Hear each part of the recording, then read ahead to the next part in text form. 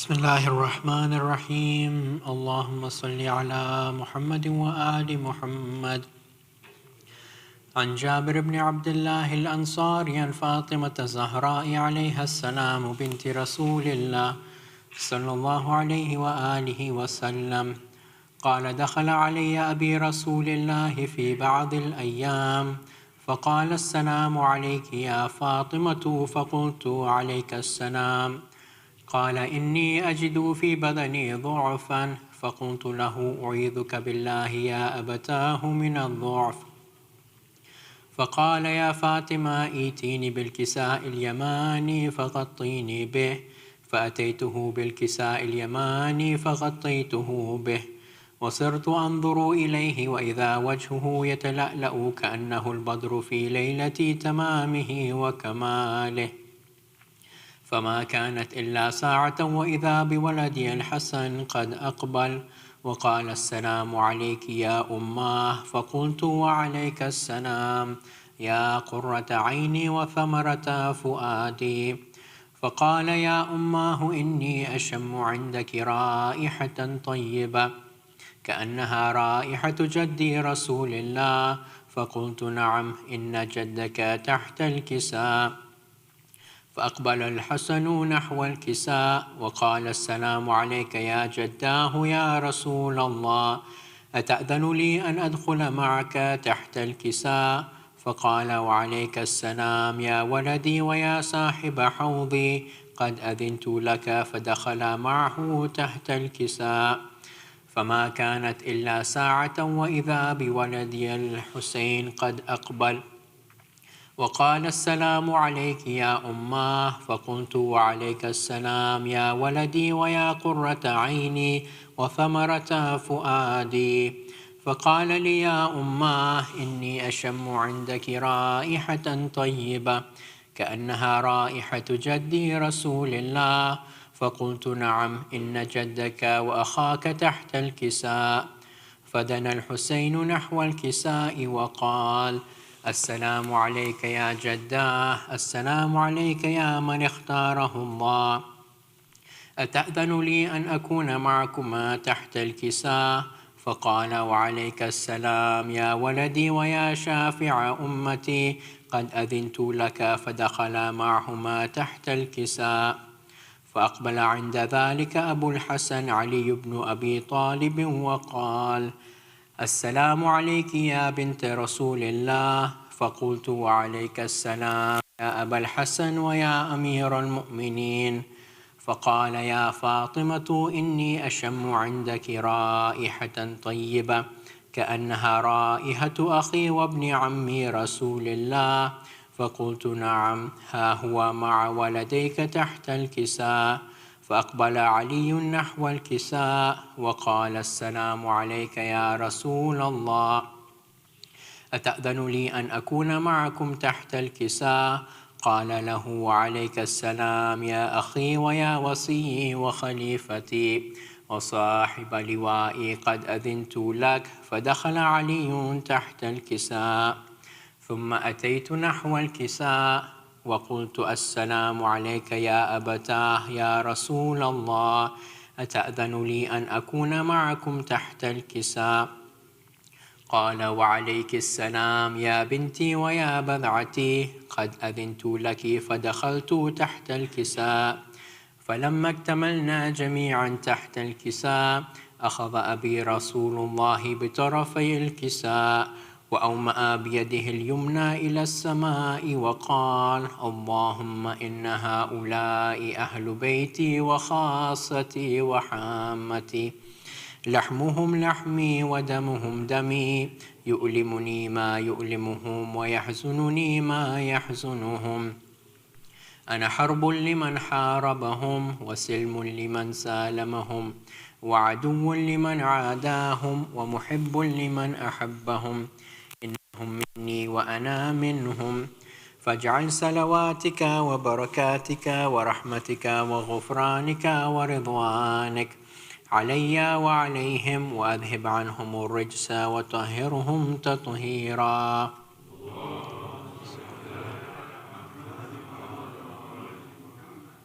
فقال الله عز وجل: يا ملائكتي ويا سكان السماوات، إني ما خلقت سماء مبنية ولا أرضا مدحية ولا قمرا منيرا ولا شمسا مضيئة ولا فلكا يدور ولا بحرا يجري ولا فلكا يسري إلا في محبة هؤلاء الخمسة الذين هم تحت الكساء. فقال الأمين جبرائيل: يا ربي ومن تحت الكساء؟ فقال عز وجل: هم أهل بيت النبوة ومعدن الرسالة، هم فاطمة وأبوها وبعلها وبنوها.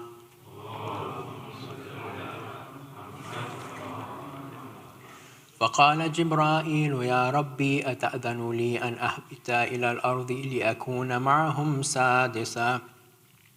فقال الله: نعم قد أذنت لك. فهبط الأمين جبرائيل وقال: السلام عليك يا رسول الله. العلي الأعلى يقرئك السلام ويخصك بالتحية والإكرام ويقول لك: وعزتي وجلالي إني ما خلقت سماء مبنية ولا أرضا منحية ولا قمرا منيرا ولا شمسا مضيئة ولا فلكا يدور ولا بحرا يجري ولا فلكا يسري إلا لأجلكم ومحبتكم، وقد أذن لي أن أدخل معكم، فهل تأذن لي يا رسول الله؟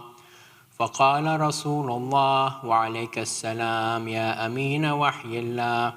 إنه نعم قد أذنت لك. فدخل جبرائيل معنا تحت الكساء فقال لأبيه: إن الله قد أوحى إليكم يقول: إنما يريد الله ليذهب عنكم الرجس أهل البيت ويطهركم تطهيرا.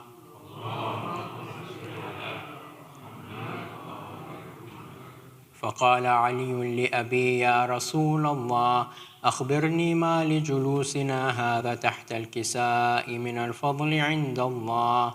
فقال النبي صلى الله عليه وآله: والذي بعثني بالحق نبيا واصطفاني بالرسالة نجيا، ما ذكر خبرنا هذا في محفل من محافل أهل الأرض وفيه جمع من شيعتنا ومحبينا إلا ونزلت عليهم الرحمة وحفت بهم الملائكة واستغفرت لهم إلى أن يتفرقوا. فقال علي عليه السلام: إذا والله فزنا وفاز شيعتنا ورب الكعبة. فقال أبي رسول الله صلى الله عليه وآله: يا علي والذي بعثني بالحق نبيا واصطفاني بالرسالة نجيا، ما ذكر خبرنا هذا في محفل من محافل أهل الأرض وفيه جمع من شيعتنا ومحبينا وفيهم مهموم إلا وفرج الله همّا، ولا مغموم إلا وكشف الله غمّا، ولا طالب حاجة إلا وقضى الله حاجته.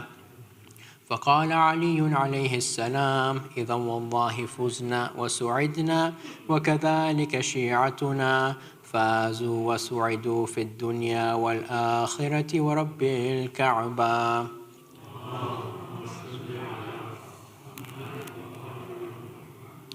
سورة مباركة الفاتحة.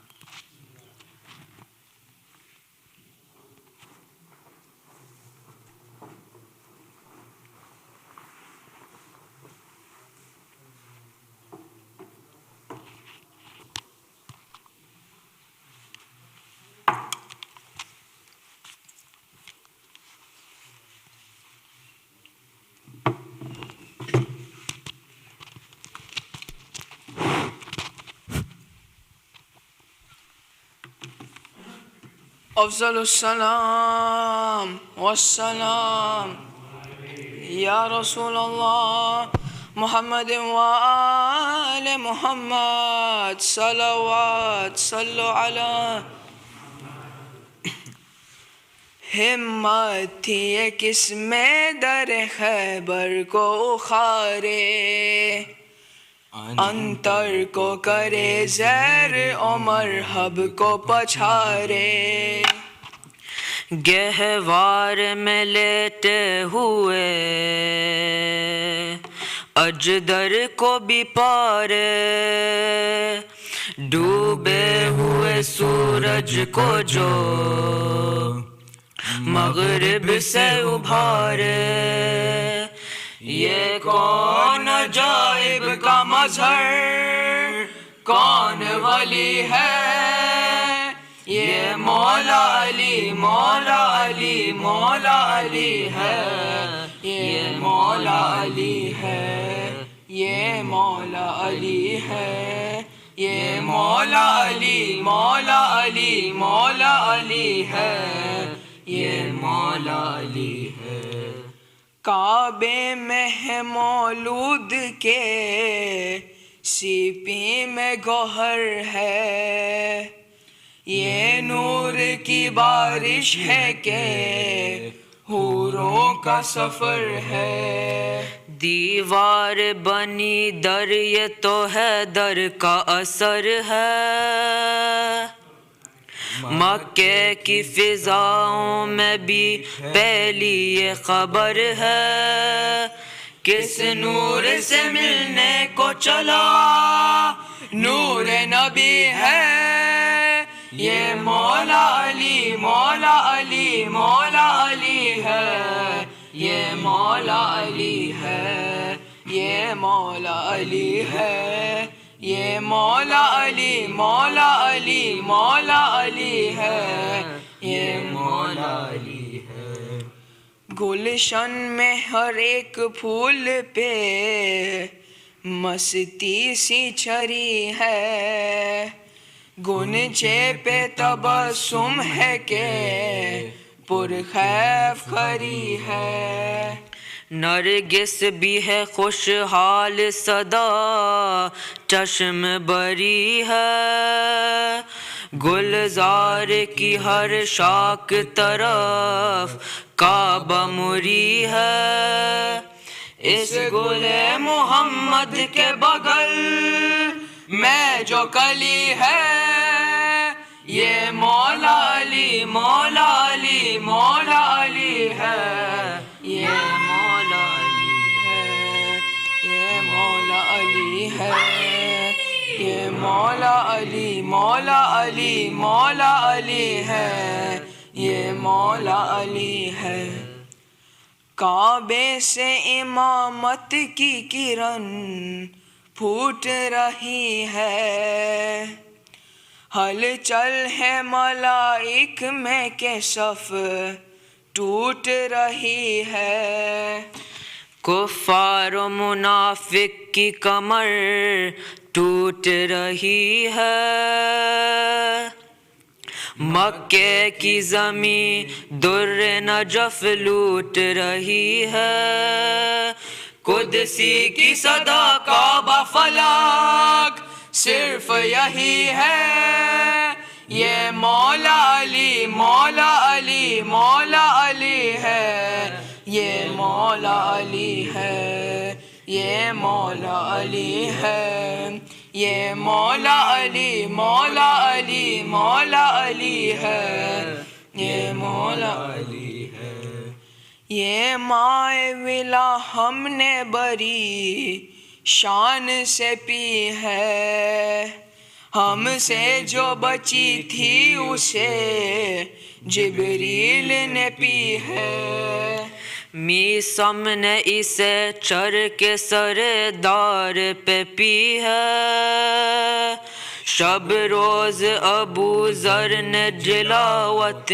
میں پی ہے اس میں قد کو سر کا فقط ایک دھنی ہے یہ مولا علی مولا علی مولا علی ہے یہ مولا علی ہے شب روز یہ کہتا ہے تقی عشق منی ہے یہ مولا علی مولا علی مولا علی ہے یہ مولا علی ہے یہ مولا علی ہے ये मौला अली मौला अली मौला अली है, ये मौला अली है। हिम्मत थी ये किसमें दर खैबर को उखारे, अंतर को करे ज़ैर और मरहब को पछारे। गहवार में लेटे हुए अजदर को भी पारे, डूबे हुए सूरज को जो मगरिब से उभारे।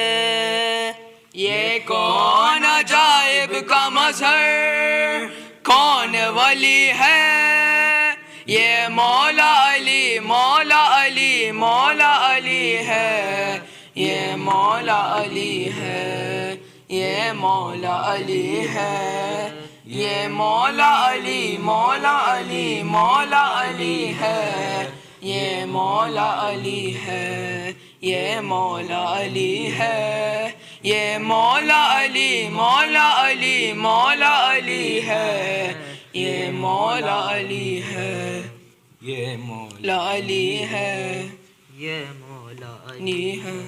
बर मोहम्मद वाल Mohammad सलवात।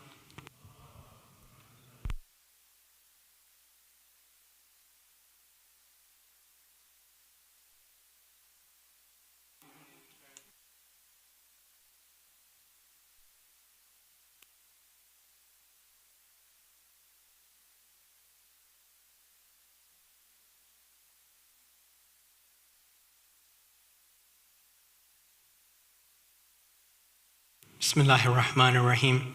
Sayyid Hasan, Rizvi, respected elders, dearest brothers and sisters in Iman, Assalamu alaikum, Jamia wa rahmatullahi wa barakatuh. For the love of our ninth holy Imam, Imam Muhammad At-Taqi, Sallu ala Muhammad wa ali Muhammad.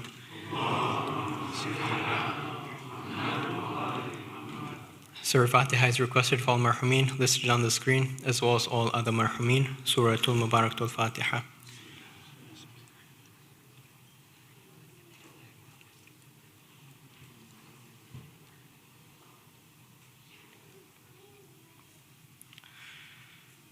Dua Shfa Marys is requested for all marhumin, for all those in need here and elsewhere, as well as those listed on the screen. Let us recite together. Bismillahir Rahmanir Rahim. Amma yujibu al-muzdarra idha da'ahu wa yakhshifu as-su'. Amma yujibu al-muzdarra idha da'ahu wa yakhshifu as-su'. أما يجيب المضطر إذا دعاه ويكشف السوء أما يجيب المضطر إذا دعاه ويكشف السوء أما يجيب المضطر إذا دعاه ويكشف السوء يا Allah. The Senior Subcommittee invites all its jewels to a special event to celebrate Mother's Day and Father's Day. This event will inshallah take place next Saturday, February 19th from 2 to 5 p.m. Please register by Thursday, February 17th. Should you have any questions, kindly contact Brother Zahir Somji, Sister Masuma Balwani, or Sister Sajida Tijani. Let us now invite Sayyid Hasan Rizvi to come forward for tonight's majlis. By Muhammad wa Muhammad salawat.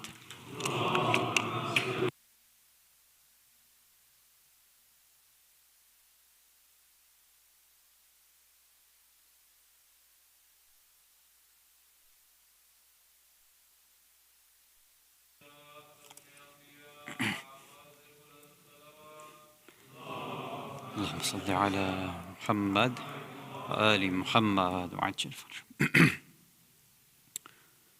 أعوذ بالله السميع العليم من الشيطان اللعين الرجيم. بسم الله الرحمن الرحيم وبه نستعين. لا حول ولا قوة إلا بالله العلي العظيم. والحمد لله رب العالمين، والصلاة والسلام على أشرف الأنبياء والمرسلين، خاتم النبيين، شفيع المذنبين، رحمة للعالمين، سيدنا ونبينا وحبيب قلوبنا وشفيع نفوسنا وطبيب ذنوبنا أبي القاسم المصطفى محمد. اللهم صل على محمد. ثم الصلاة والسلام والتحية والإكرام على أهل بيته الطيبين الطاهرين المعصومين المظلومين ولعنة الله على أعدائهم أجمعين من الأولين والآخرين إلى قيام يوم الدين أما بعد صلوات على محمد وآل محمد.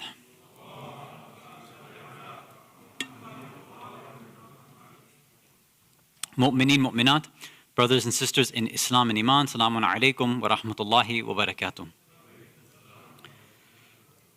Tonight on the 10th night of Rajab, we are celebrating the Wiladat anniversary, the birth anniversary of our 9th Holy Imam, Imam Muhammad ibn Ali al-Jawad At-Taqi alayhi salatu wassalam.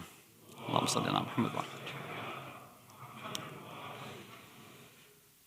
When we talk about the Ahlul Bayt, most of us love hearing the fada'il, right? There's something within us, we get emotionally charged. Usually we get happy, right? When we get energized, when we hear all these wonderful qualities of the Ahlul Bayt.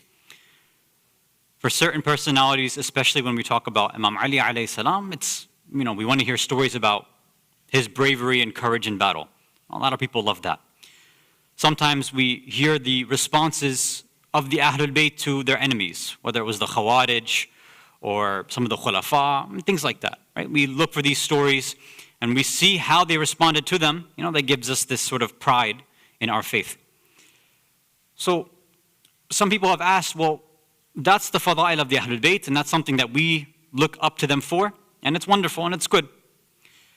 But when it comes to us as the Shia, those who are following, those who are Ahlul Fada'il, those who have all these virtues and qualities, in terms of us, if the Ahlul Bayt were to look back at us and look for our fada'il, what do we have? Another way to look at it is, have the Ahlul Bayt enumerated what the fada'il and fadilat and the virtues and characteristics and traits of Ashia should be. You have many different types of narrations which mention that, for example, our Shia will have X, Y, Z quality, or a true mu'min will be like this and won't do this, right? We have many like that. We have one which specifically uses this word fada'il, and it talks about what that is, so we'd like to go through that tonight, inshallah, and try to answer the question of what are the fada'il according to our 9th Holy Imam, Imam Muhammad ibn Ali al-Jawad At-Taqi alayhi salatu wassalam. Allahumma salli ala Muhammad wa So, he's reported to have said, Al-fada'il arba'atu ajnas. Fada'il, virtues, good characteristics, good traits, there are 4 categories. أحدها, the first one is al-hikmah, which we normally translate as wisdom. The second is wathani al-iffa, modesty, we'd say. Wathalith quwwa, power or strength.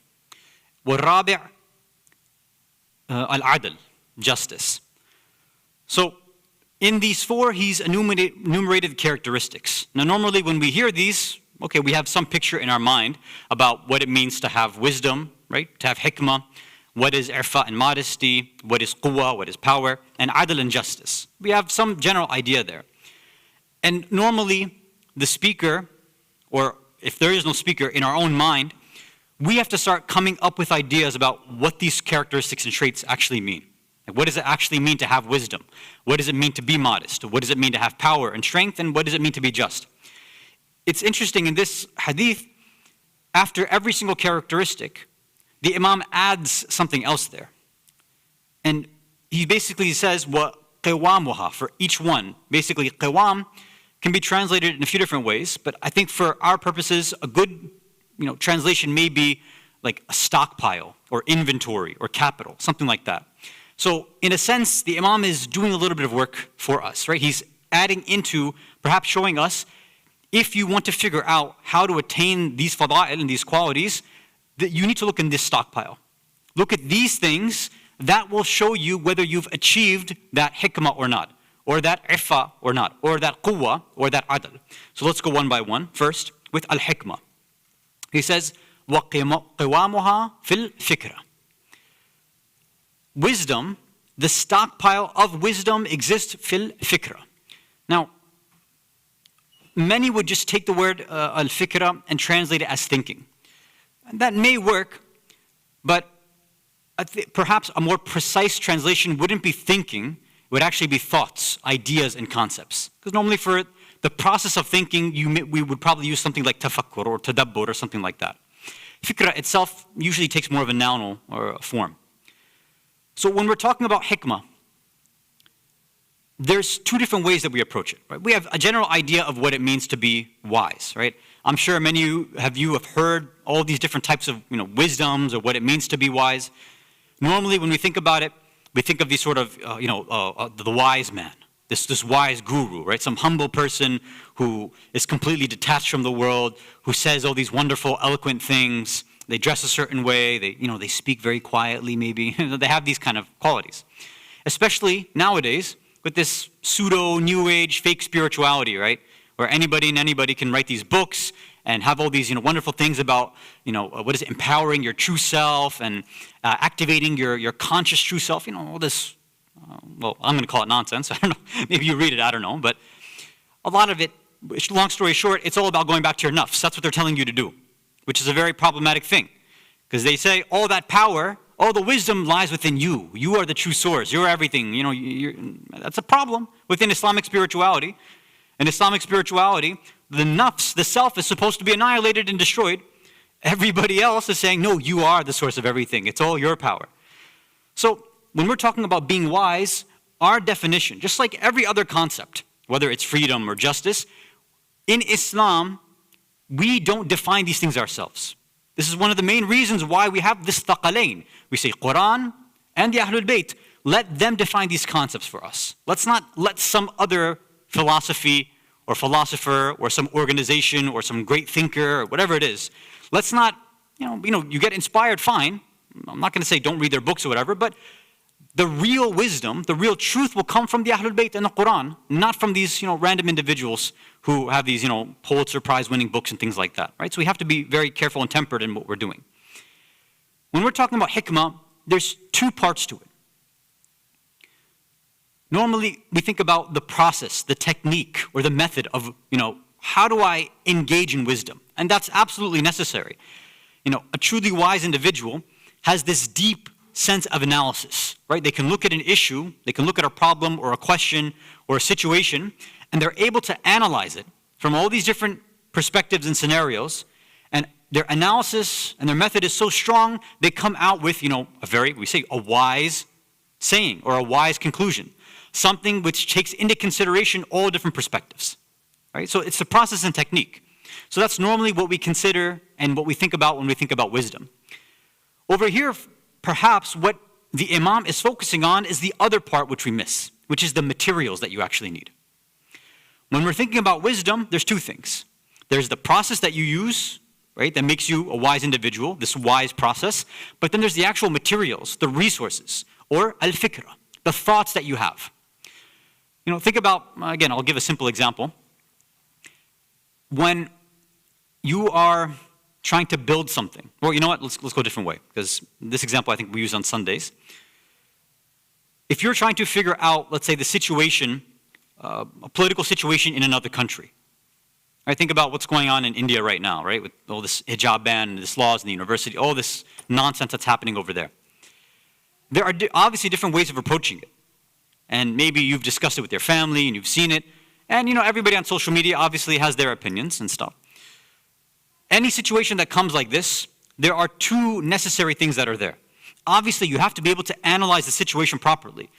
You understand the Islamic principles that need to apply in that situation, and you have to apply them the right way. But the other factor which is important is you need the actual right resources and materials.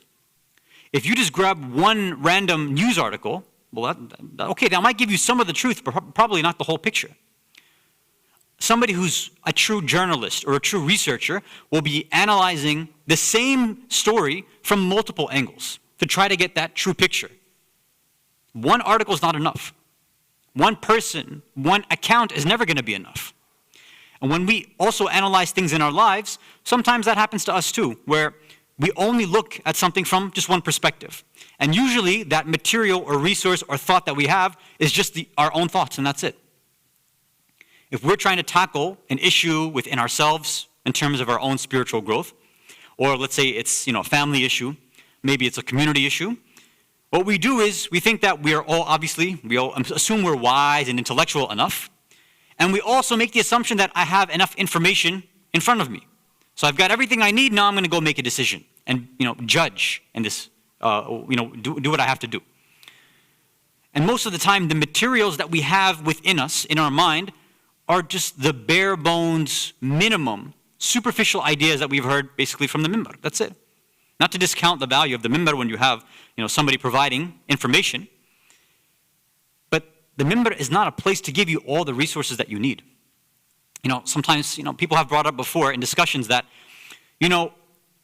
we come and we hear all these stories in the Masa'ib, in the Gham, in Muharram, and then when we went, we heard another speaker, or we looked at this article, and it talked about what, for example, Abu Fadl Abbas did in battle, and we didn't know he did that, because nobody ever mentioned it from the mimbar. Like, okay, that's fine, that's good that you've learned something new, but your assumption was incorrect that all history must come from the mimbar. Your assumption in thinking that you wouldn't have to go and do your own research and read a maqtal on your own, well, that was incorrect. You're going to have to do some research on your own. The followers of the Ahlul Bayt were not just sitting around and doing nothing. They were sitting, they were processing, they were grabbing information from the Ahlul Bayt, they were looking at the Quran, checking it with the Ahlul Bayt in terms of their understanding, right? They were constantly working. A lot of us have this, the kind of, give me attitude. In the same way that everybody wants to sit down, they want the chai and the niyaz just brought to them. And if it's not, then they get upset all of a sudden. They want all of Islam handed to them on a silver platter. Come give me all of Islam from the mimbar. In 15 minutes, obviously, right? Because we don't have attention spans beyond that. But I'm already hitting 12 minutes, so great. And we only did one of the qualities, right? This is not going to work out. So in order to have that proper process, we need the right materials as well. We're going to have to expand our thinking. And in both of these methods, in both the process of wisdom and the materials needed for wisdom, this is going to require a little bit of humility. And what that means is that there's a good chance I'm thinking about an issue. I'm trying to figure out what is the right way, what is the wrong way, what's the best way, what's the better way, all these things. A true humble individual, a wise individual will say, look, first thing I need to do is make sure I have as much information as possible. If I don't have the time or the capacity or the patience to go and do proper research, I don't have the right to even entertain this question at all. And you see that people usually do the opposite because they want to get involved in every single fitna and every single question or problem that comes to them. Even though they've done no research, just because they have the ability to think about the issue, they want to give an answer. About everything, right? Not just Islamic issues, but anything. You ask somebody, what do you think would happen if, two black holes collide or a black hole and a white hole meet or something? Like, oh, I don't know anything about astrophysics, but here's my theory. Like, well, then why are you saying anything? What's the point? What does your theory matter then? Right? It's the same thing. It's worse for Islamic stuff. Okay, if you get black hole theory wrong or quantum theory wrong, whatever. Most people won't necessarily care. They'll know better than to trust your theories, right? But when it comes to Islam, that's the problem. Is now you're speaking on behalf of Allah, na'udhu billah, speaking on behalf of the Ahlul Bayt, na'udhu billah, and you're trying to do the job of ulama who have spent their lives 50, 60, 70, 80 years, blood, sweat, and tears researching all this, and you're like, what? I sat down and I was drinking chai once, and I came up with these wonderful ideas, and this is my idea for community growth and building and all this. Like, okay, be a little bit more humble there, that this requires, some more effort. You have to do the research, grab as much material as possible. Even after all of that, you've read books, you've read articles, you've asked questions, you did whatever. At the end of the day, you still need to say, well, I did as much as I could, but I'm sure there's still more. So at the end, I'm still saying, Wallahu a'lam, I don't know. Allah knows best, I'm not sure. Which is the exact same way that every alim, if you look at any of their books, any tafsir written by any scholar, every single point you see, they say, this is our understanding of this ayah based on what we've read in the hadith or using our method of tafsir al-ayah bil-ayah, Quran bil-Quran. But at the end, Allah knows best, we don't know. This is my fatwa, but Allah knows best, I don't know.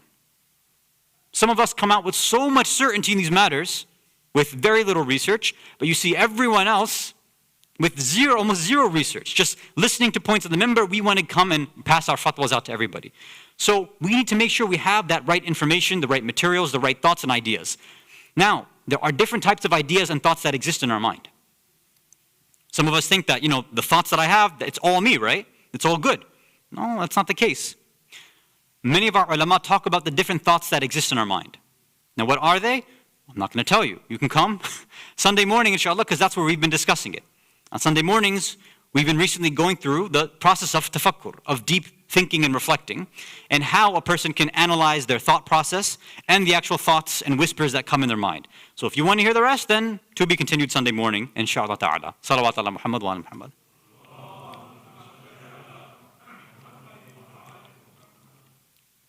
And I don't want to hear anybody complaining after this that, oh, you didn't give us enough. I'm like, well, I explained why I'm not going to give you enough, right? That's the first, hikmah. What is the second? The second quality, the second fadila that the Imam is expecting from us is al-'iffa, modesty, chastity. What's the stockpile? What do we need to look at for us? وَقِوَامُهَا فِي الشَّهْوَةِ. That capital, the stockpile, to determine whether you're a person with 'iffa or not, is looking at your shahwa. Every single one of us, we have desires, right? Physical, carnal, animalistic desires.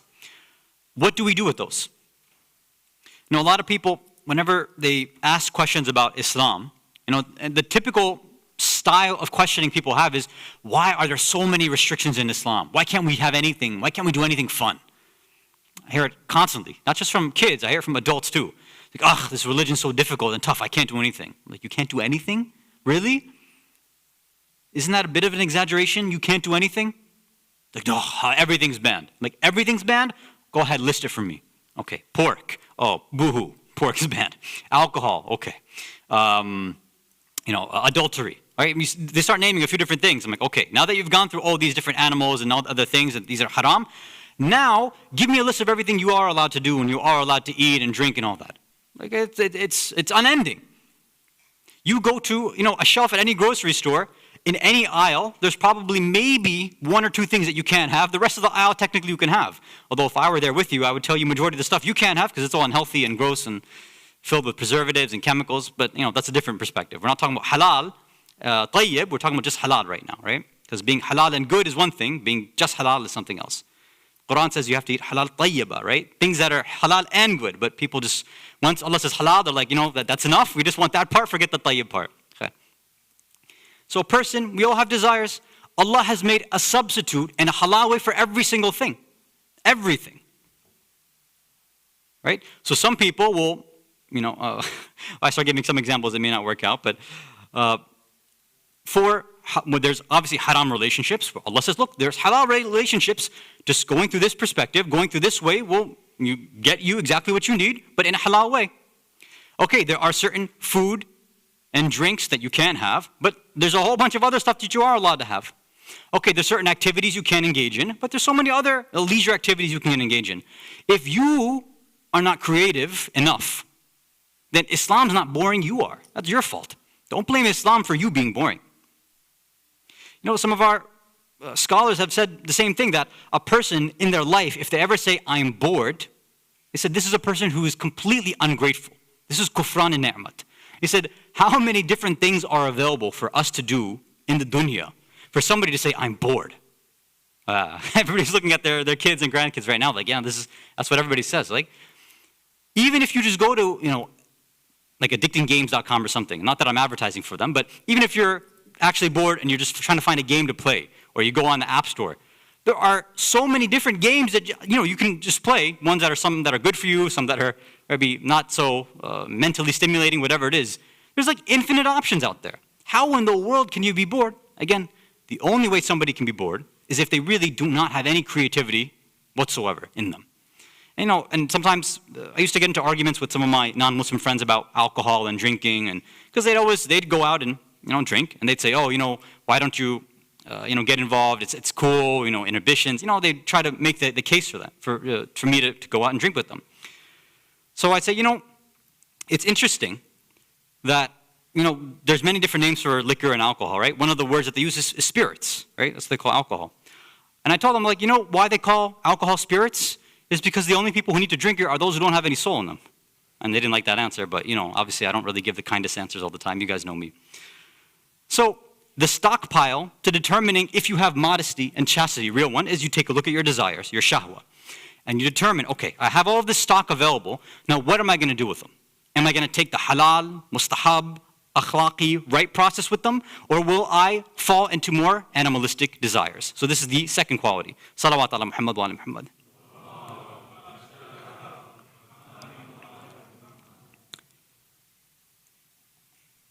The third one is al-quwwa, power, strength. Imam says, وَقِوَامُهَا فِي الْغَضَبِ. So strength and power, that capital, the stockpile, the inventory, for that is clear, it's anger. Normally we hear anger about, it's a negative thing, don't get angry. No, in Islam, it's one of the faculties of the soul. There's good anger, and then there's bad anger. When, for example, somebody like Imam Ali, or one of the companions of the Ahlul Bayt, when they take out their swords against the enemies of Islam, this is a good type of anger, for example, right? When somebody's defending their family, that's a good type of anger. When somebody dishonors somebody's family members, right? That's a good type of anger. Now, how you express that anger also will depend on your ability to control it. That initial emotion that you have, yes, we do not like when the sort of Islamic harmony and balance is, pushed away, when things go into chaos. We don't like that. We should be angry when we see that. We should get angry when we look at society and we see that people are completely moving us into chaos. People are, acting out their worst desires. This is not something that's good. We should be angry seeing all these things happening in society.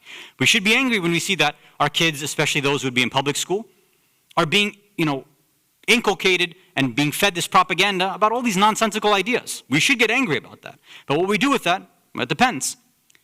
You look at some of these, for example, conservative Christians, they're the ones on the front lines in all these, town hall meetings, board of ed meetings, arguing to get this disgusting stuff removed from, the public school curricula. Whereas, unfortunately, there aren't too many Muslims who are going out to these same meetings. I don't even know if most Muslim parents, if their kids are in public school, if they even know the things that their kids are being taught. And that's a sad thing, right? You should know what type of information is there. We have this hadith from Rasulullah sallallahu alayhi wa sallam. Allahumma salli ala Muhammad wa ala Muhammad. He says, I'm paraphrasing, if you don't do tarbiyah of your child at a young age, then the kuffar will do tarbiyah for you, no problem. Tarbiyah is going to be done. It's either you or them. You have to decide what you're going to do. And unfortunately, when people complain, we've lost our youth and they're gone and they have all these ideas, well, why do you think that is? They wanted to learn, right? They were like sponges ready to soak up anything, but unfortunately, what they soaked up was polluted, disgusting ideas and water. And that's collectively our fault for not giving them the proper alternatives, right? So we have to be very, very careful. And sometimes those destructive ideas are still within our communities too, meaning practicing mu'mineen and Shia, or allegedly ones, are sharing and promoting these same sort of disgusting, immodest ideas. Another hadith from Imam al-Jawad alayhi salatu wassalam. He's reported to have said, قَدْ عَادَاكَ مَنْ سَتَرَ عَنْكَ الرُّشْدَ اتِّبَاعًا لِمَا تَهْوَى. A person who conceals the path of rushd, who covers up your progression from you, so that instead you can follow your shahwa and your desires, this person has made themselves your enemy. And the problem is, these are the types of individuals that we are putting in positions that they shouldn't be in. These individuals who are being infiltrated and coerced and buy into false ideologies like liberalism, individualism, all these types of isms which are not a part of Islam. They buy into this, and then they're the ones teaching our children as well, from within our own community sometimes, right? And we have to be very, very careful, right? The same ones who talk about using logic and reason, which of course we do in Islam, but not when their logic and reason says, do whatever society tells you to do. If society says these people are okay, we should tolerate them, whereas the Islamic texts say, no, we don't tolerate this sort of behavior, then we stick with the Islamic text, not with what society decides, right? So we have to be very, very careful about that. We have just one more, the last one is al-adl, and the Imam says, وَقِوَامُهُ فِي الْاِعْتِدَالِ قُوَيَ النَّفْسِ. If you want to be a just person, if you want that virtue and that characteristic of justice, then where's that inventory? Where's the stockpile? Where do you determine this? Where does it start from?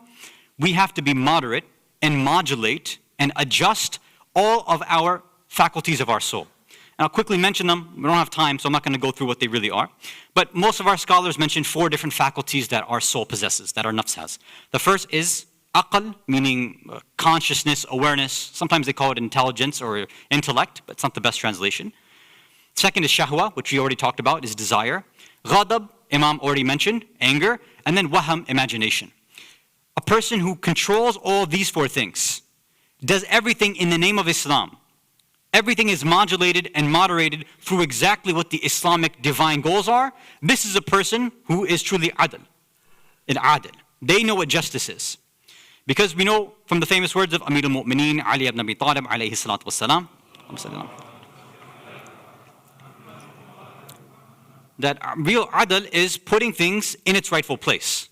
Well, you won't be able to do that if one of these faculties is off, right? If it's not in harmony.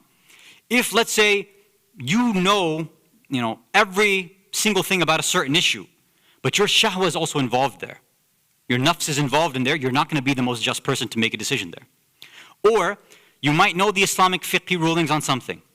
Maybe. You know the ins and outs. You know the words of the ulama. Fine. But maybe your anger is not kept there.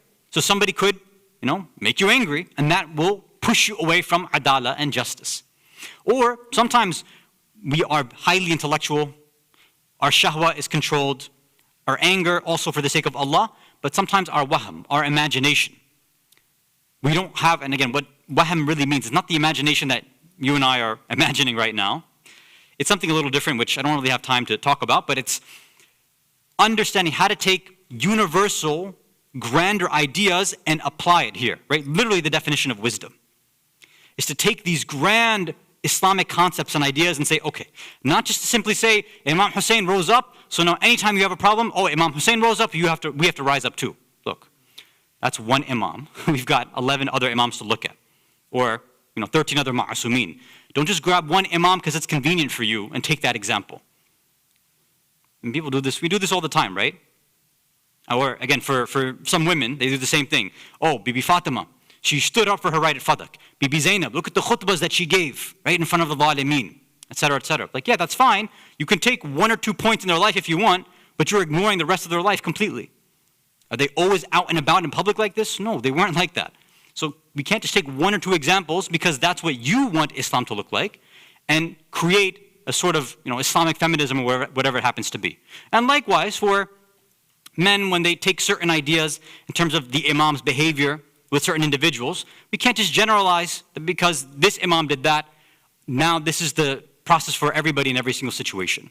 So a truly wise individual, right, as the 10th and 9th Imam was saying, that these fada'id that you and I need to have in terms of our categories is first hikmah, is wisdom, and we need to make sure that material for hikmah, which is our thoughts, our concepts, our ideas, we have to have the right ones, not the wrong ones. And I said what that means, we discuss on Sunday morning, so you'll have to come for that. For iffah, chastity, modesty, we have to look at our shahwa and see whether we're acting upon them in a halal, mustahab way, akhlaqi way, or we are going against what Allah says. The third was quwwah and power and strength, and that we look at our ghadab, our anger. Are we angry for the sake of God, or are we angry because our nafs, and we're personally angered by something? And the fourth was adl, is if we truly want to be just, we have to moderate all of the faculties of our soul in a way that it's divinely inspired and divinely guided. And this requires having a much deeper understanding of the lives of the Ahlul Bayt. Once we start doing all of that, and again, the base of course is the Sharia, but understanding the background of Islamic law, understanding the akhlaq, understanding the hikmah behind the decisions of the Ahlul Bayt, looking at the lives of the ulama, of the past and of this time, looking at the advice of the maraja right now, taking all of this into perspective, those who are Ahlul Fada'il, that inshallah will make us, hopefully, Ahlul Fada'il and people of virtue and positive characteristics as well, inshallah ta'ala. Salawat ala Muhammad wa ala Muhammad.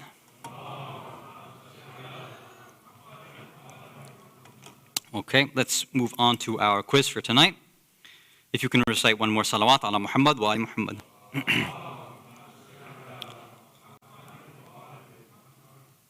Bored but grateful. Very good. Sakina, special specialist, very nice. Muhammad Abba, seeker of light. Salma, furious Sayyid. Is that supposed to be your title for? That's not your Fast and Furious title. That's your title for me, based on my lack of control of anger. Thank you so much. NLE is greater than YG. I don't know what that means. Bande Khuda 2, Halal Hani, Mikhail, Hasan Parpia, ST, Spirits. It's getting warmer. Are you saying like spiritually, because I'm getting so angry? Or are you saying like the temperature? Qamber, pizza crust. What is it?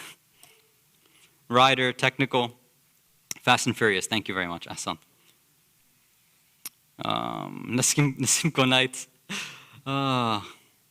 Okay, I think that's 47, mashallah. That's good. All right, let's get started, inshallah. Okay, good luck to everybody. Imam al-Jawad's kunya is what? Abu Abdullah, Abu Ja'far, Abu al-Hasan, or Elon Musk?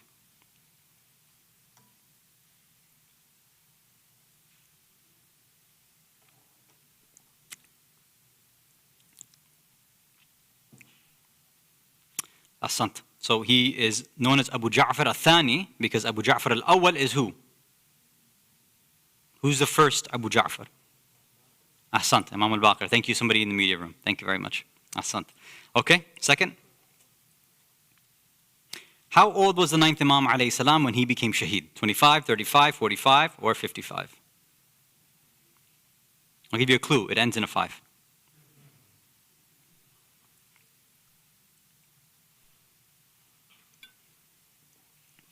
So according to most reports, he was 25 years old when he became shaheed.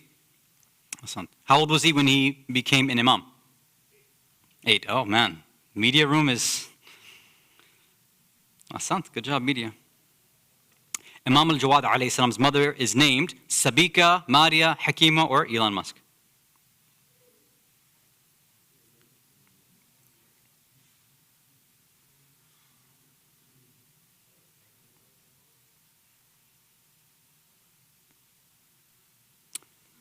Asant, most of you, again, got it right. Sabika, which is, according to some, they say she's from the family of the wife of the Prophet, Maria Qibtiyya, right? So she's a descendant of her.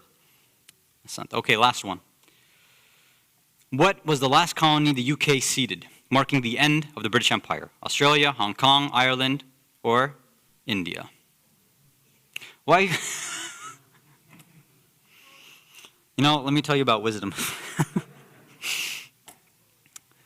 Oh, man. Okay, they said it out loud and you guys still got it wrong. So there's a lack of wisdom on so many different sides right now. Or, I don't know what it is. Ahsant. Part of controlling your quwaya nafs and what is not shouting things out loud all the time too, right? Being able to control your speech is a very, very difficult thing. What is Hamis? What is this? Did I ask this before? I don't know what this is. What does that mean? You don't know? What does that mean?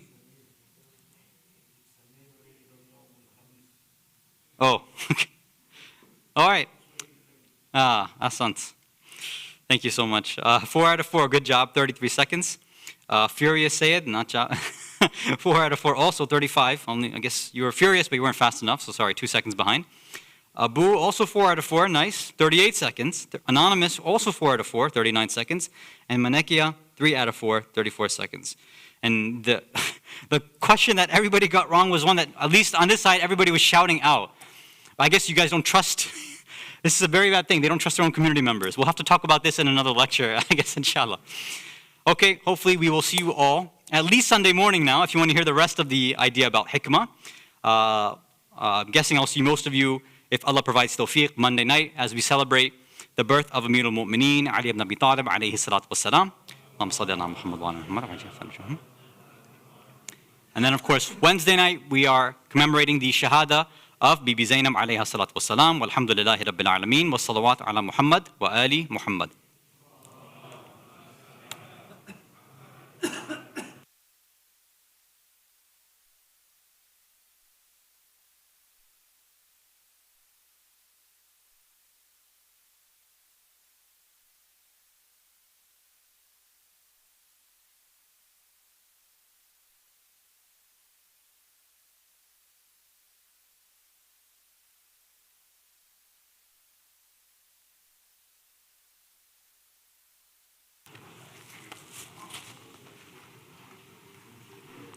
Muhammad wa ala Muhammad salawat. Bismillah ar-Rahman ar-Rahim. quick Surah Fatiha for all those who can celebrate with us tonight.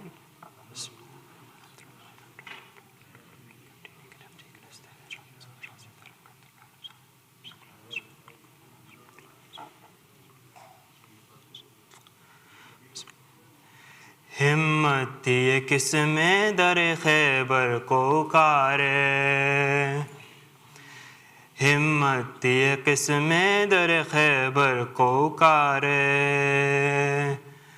انتر کو کرے زیر اور مرحب کو پچارے، گیوار میں لیٹے ہوئے اجدر کو بھی پھارے، ڈوبے ہوئے سورج کو جو مغرب سے ابارے، یہ کون عجائب کا منظر، کون ولی ہے یہ مولا علی، مولا علی، مولا علی ہے، یہ مولا علی ہے، یہ مولا علی ہے، لالی ہے۔ کعبے میں ہے مولود کے سیپی میں گوہر ہے، یہ نور کی بارش ہے کہ حوروں کا سفر ہے، دیوار بنی در یہ تو حیدر کا سر ہے، مکے کی فضاؤں میں بھی پہلی یہ خبر ہے، کس نور سے ملنے کو چلا نور نبی ہے، یہ مولا علی، مولا علی، مولا علی ہے، یہ مولا علی ہے، یہ مولا علی ہے، یہ مولا علی ہے۔ گلشن میں ہر ایک پھول پہ مستی سی چلی ہے، کونچے پہ تبسم ہے کہ پرکیف گری ہے، نرگس بھی ہے خوشحال صدا چشم بری ہے، گلزر کی ہر شاخ طرف کعبہ مری ہے، اس پھول محمد کے بغل میں جو کلی ہے، یہ مولا علی، مولا علی، مولا علی ہے، یہ مولا علی ہے، یہ مولا علی ہے، یہ مولا علی ہے۔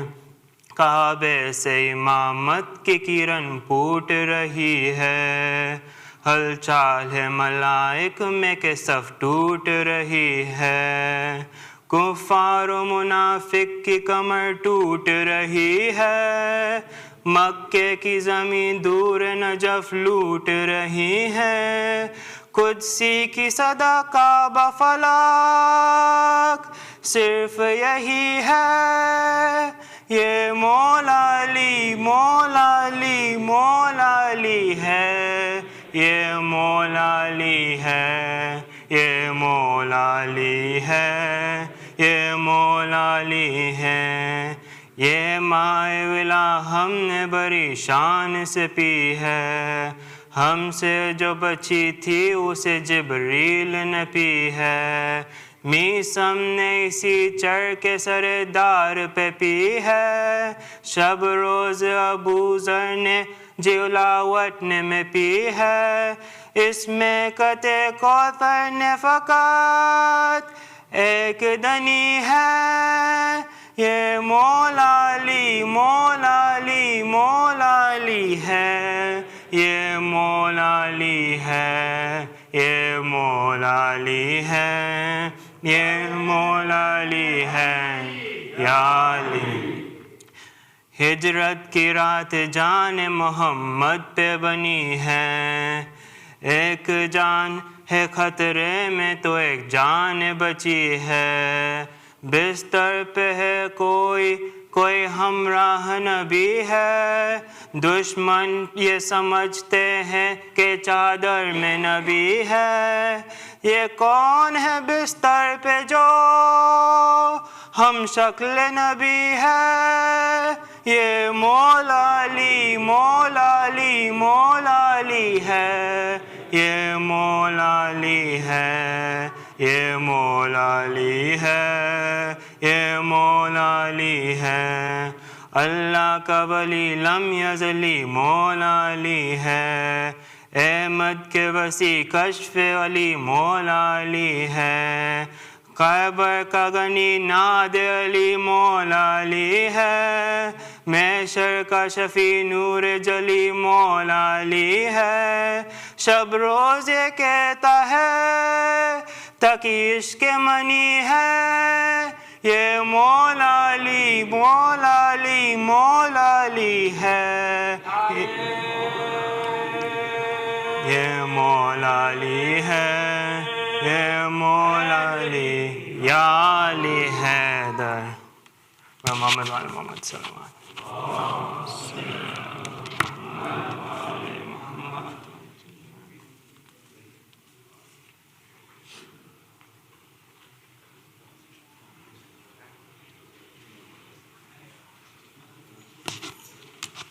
زيارة. السلام عليك يا رسول الله، السلام عليك يا أمير المؤمنين، السلام عليك يا فاطمة الزهراء سيدتي نساء العالمين، السلام عليك يا حسن المجتبى، السلام عليك يا خديجة الكبرى، السلام عليك يا أبا عبد الله، وعلى الأرواح التي حلت بفنائك. عليكم مني جميعا سلام الله أبدا ما بكيت وبكي الليل والنهار، ولا جعله الله الآخر الأحد مني لزيارتكم. السلام على الحسين وعلى علي بن الحسين وعلى أولاد الحسين وعلى أصحاب الحسين وعلى أخيك العباس وأختك زينب وبنتك سكينة جميعا ورحمة الله وبركاته.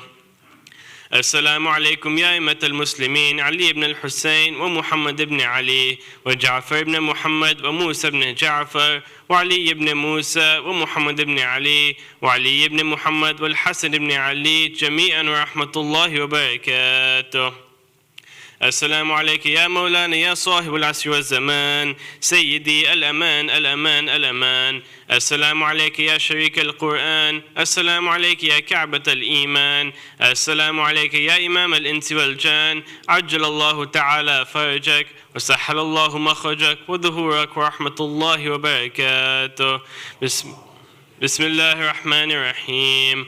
اللهم كن لوليك الحجة ابن الحسن صلواتك عليه وعلى آبائه في هذه الساعة وفي كل ساعة وليا وحافظا وقائدا وناصرا ودليلا وعينا حتى تسكنه أرضك طوعا وتمتعه فيها طويلا برحمتك يا أرحم الراحمين.